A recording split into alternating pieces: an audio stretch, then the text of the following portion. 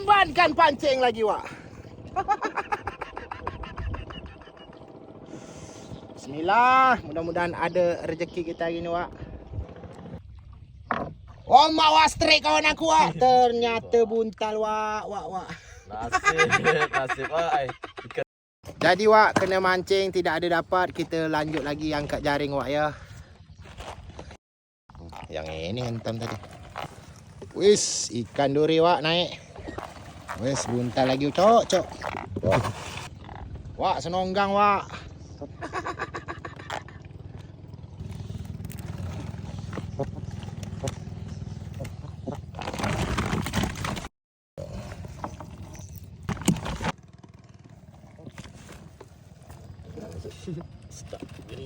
Bapak-bapak kayu kena, Wak.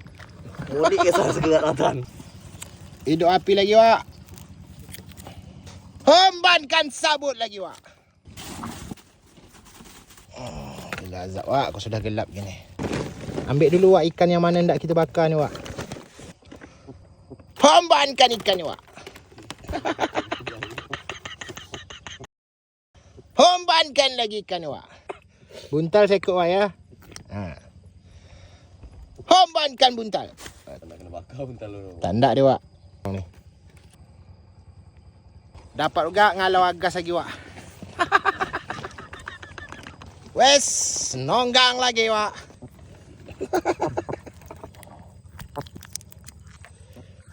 Tengok ikan lagi, Wak, lah masak dah apa.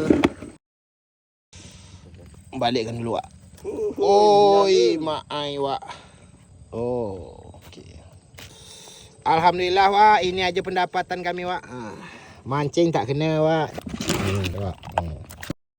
Dan di sini kita tengok ikan senonggang bakar kita sudah masak. Gila. Menyala, Wak ai. Gila, Wak. Gila, Wak. Panas sudah. Celup dulu ke air, Wak. Dapat agak kurang panas sikit. Okey, awak je.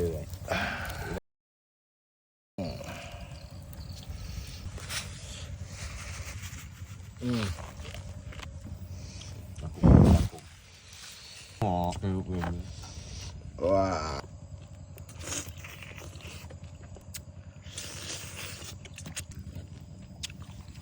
Tak puas, Wak, kau tak gigit lada. Nyedang kat kawan aku ni, Wak.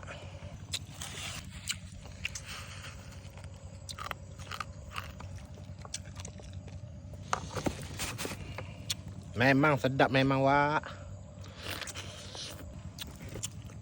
Dapatlah ngirup sikit air asam.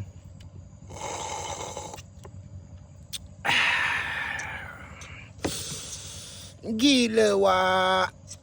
Menyala, Wak ai.